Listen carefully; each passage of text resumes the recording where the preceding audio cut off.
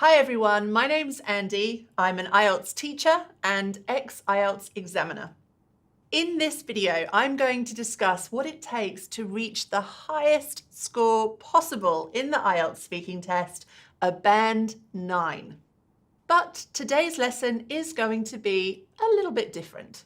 I've invited a special guest, Trang, to share tips, strategies and advice. Trang is an IELTS student who recently scored a band 9 in the speaking test. So let's have a look at some part 1 questions then. So the first question we've got here is, do you live in a house or an apartment? I live in a 2-bedroom apartment in a popular residential area with my sister. And I'm pretty happy with our place as it's quite spacious and modern, even though it's somewhat plain looking. The next question is, what is your favorite room? Well, my bedroom is my absolute favorite, in which I spend most of my time. What I love most about the room is probably the huge floor-to-ceiling window that allows me to look outside over the neighborhood and enjoy natural light. The next question is, what would you change about your home? To tell you the truth, it's not that easy for residents to make any renovations in my building. But I guess it would be nice if I could have a kitchen island built so that we would have a beautiful statement piece for our place, as well as more storage for our utensils and kitchenware. What kind of food do you like to eat? When it comes to food, I try to eat as healthy as possible.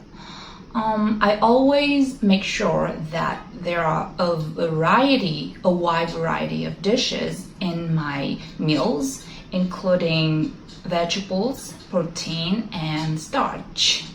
But from time to time, I also indulge myself in less healthy but incredibly delicious options, such as French fries or pizza. Describe something you saved money to buy. You should say what it was, how long it took you to save enough, why you wanted to buy this thing, and explain how you felt when you bought it. For this part, I would like to talk about an expensive camera I bought when I was at my very first job. It was a state-of-the-art gadget from a well-known electronics brand named Olympus. If I remember correctly, I had to save up for at least half a year in order to pull enough money together for this purchase. During that period, I tried my best to tighten my purse strings by cutting back on unnecessary spending, such as going to the movies or eating out. Back then, I was so obsessed with photography that I wanted to get my hands on the most sophisticated piece of equipment on the market so that I could produce high quality photos by myself.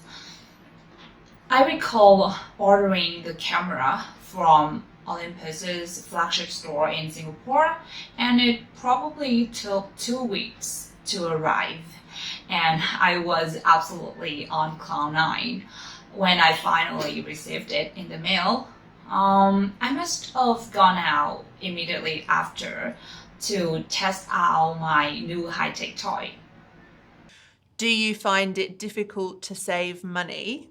Personally, I find it challenging to save money because I love spending my residual income rather spontaneously and making impulse purchases every now and then. Do you think it's easier to save money now than it was in the past? I would say that it's significantly easier to save in the old days because the attitude of putting money away for rainy days used to be widely celebrated. Besides, there's not much in the way of entertainment, so I guess people didn't have that many expenses to take care of. The last question here, which is, how has technology changed the way people spend money in recent times? I believe technology has changed how we spend money in remarkable ways. In this day and age, not only can goods be bought easily online, but payments tend to be made instantaneously, which encourages consumers to splurge more than ever before.